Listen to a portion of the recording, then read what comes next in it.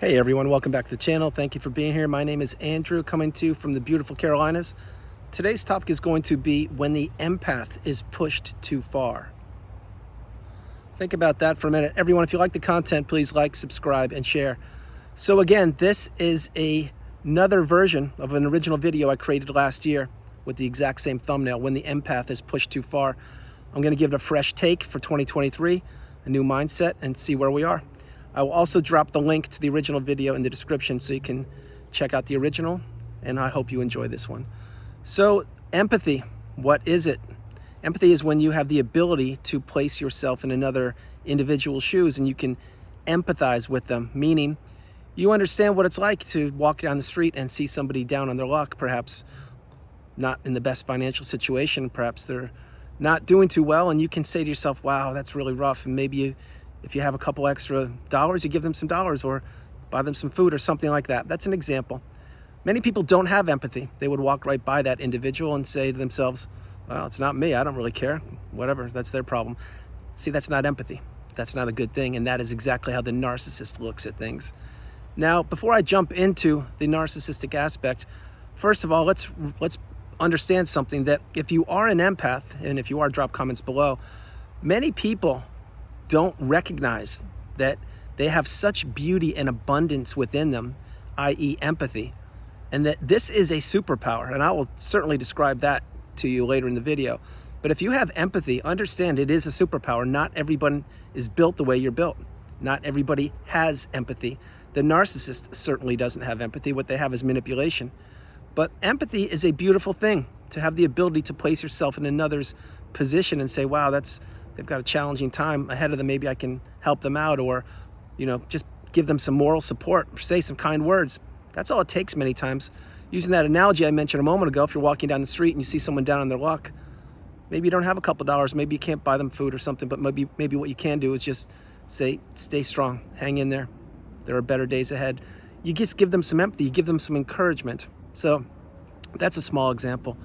Having said these things, when you were in the relationship with the narcissist, I can assure you that they saw the empathy within you. They saw what perhaps you could not see in yourself. In other words, you perhaps thought that many people thought the way you did, that they had the level of empathy that you have.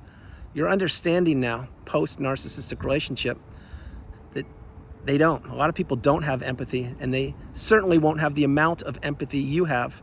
And once you've come through the fire and risen through the ashes like a phoenix post-narcissistic relationship, you've had to put yourself back together. You've had to create boundaries. You've had to say the strongest word in the English language, which is no. You stopped being a people pleaser, which is not a good thing. It means you put everyone in front of yourself to the detriment of yourself.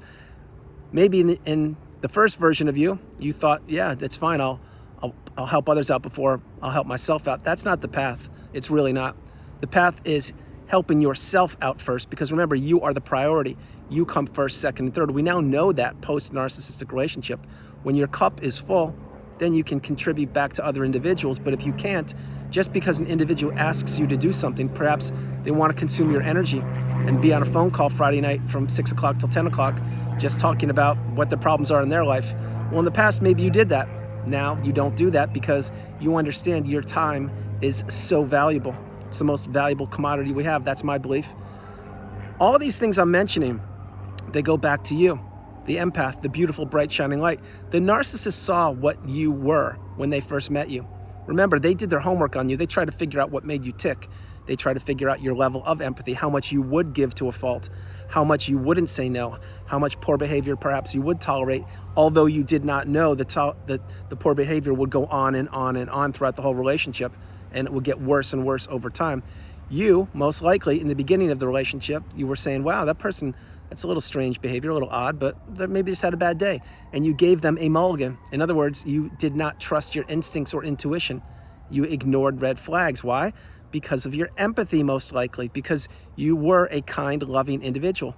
Now, my hope is you still are a kind, loving individual, but now you have boundaries, and boundaries are necessary post-narcissistic relationships. So A, you don't fall into another narcissistic relationship, but B, you now understand that you can't save everybody. You can't give your time or energy or effort to everybody who asks for it.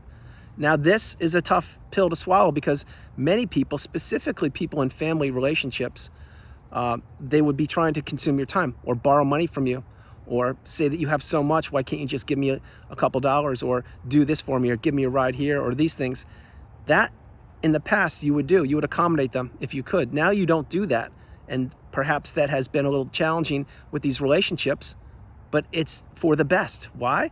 Because we now know, post-narcissistic relationship, that you can't be a giving tree. You can't give, and not receive. That's what a narcissistic relationship is. It's a one-way ticket that benefits the narcissist. And all the narcissist wants to do is take, and manipulate. And they prey upon your empathy. When they find somebody with a high level of empathy, they just say to themselves, wow, this is going to be a feast. I'm going to have a lot of supply in this relationship.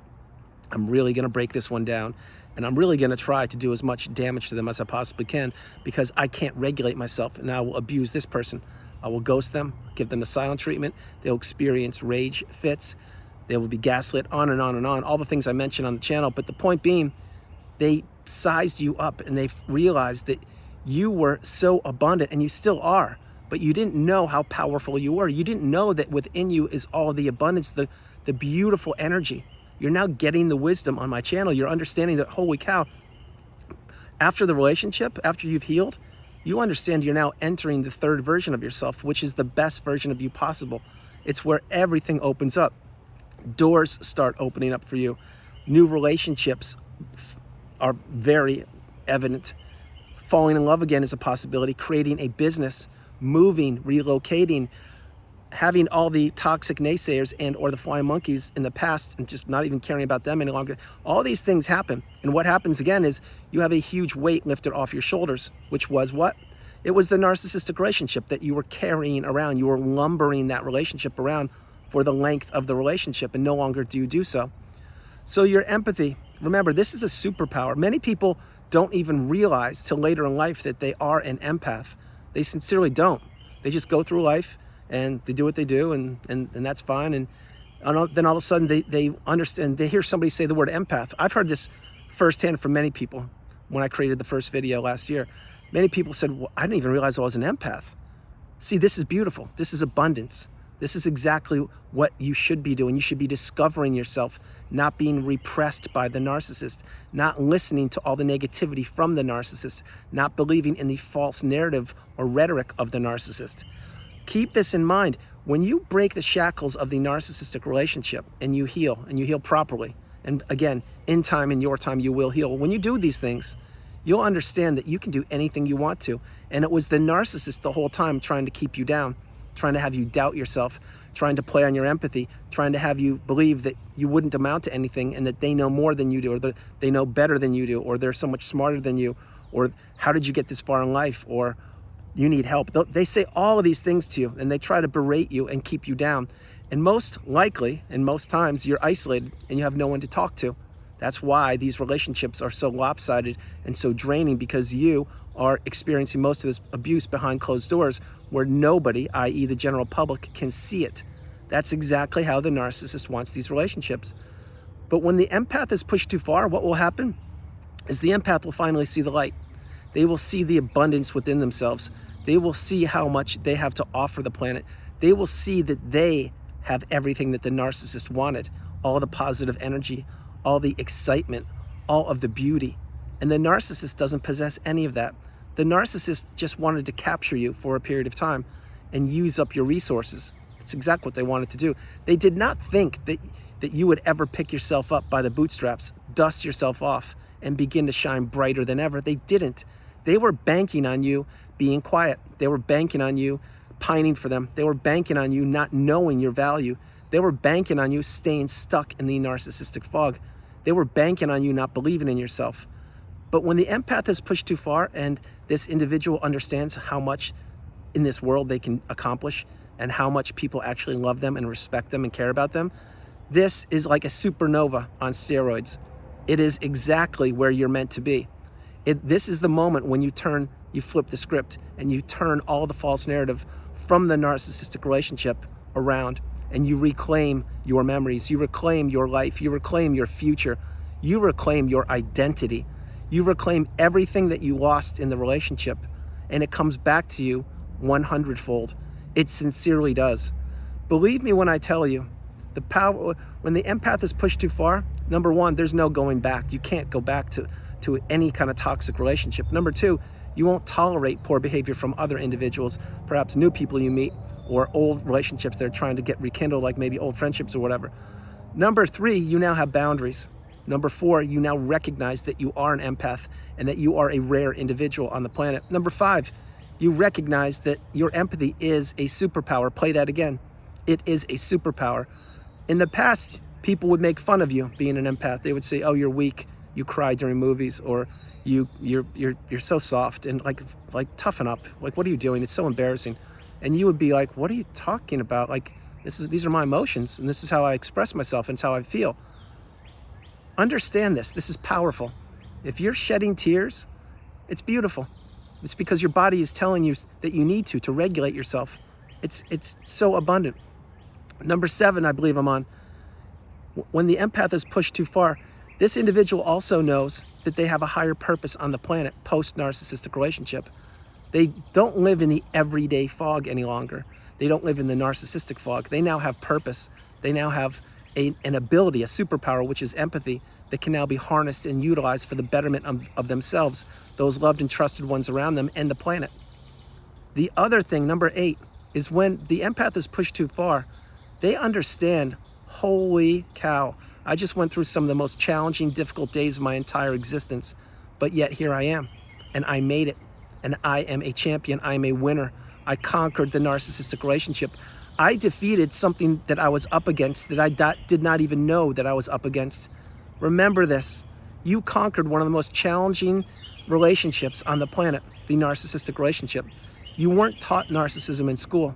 When you entered the relationship with the individual, they were manipulating you. They were playing on your empathy. They were banking on you not recovering. They were banking on you not getting strong. They were banking on you not healing. And guess what? They failed. They failed miserably. And you now have the wisdom. You're coupling it with your experience and your education. You understand your value. And your value is now through the roof.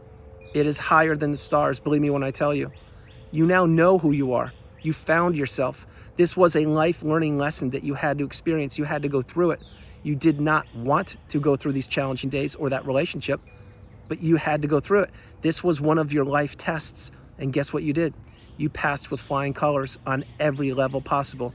So now you've left the narcissist in the past. You embrace your empathy. You understand that you do have boundaries, and you are a beautiful, abundant, bright, shining light. Guys, that's the video. I hope you liked it. I loved doing it from the beautiful Carolinas. This is Andrew. Namaste. Have a great afternoon. Stay true, stay blessed. Continue to become awakened and aware, and understand your empathy is a superpower. It sincerely is. Most people don't have high levels of empathy. They don't. If they do, I'm telling you right now, in the world that we're living in, I'm not seeing it. Let's put it that way.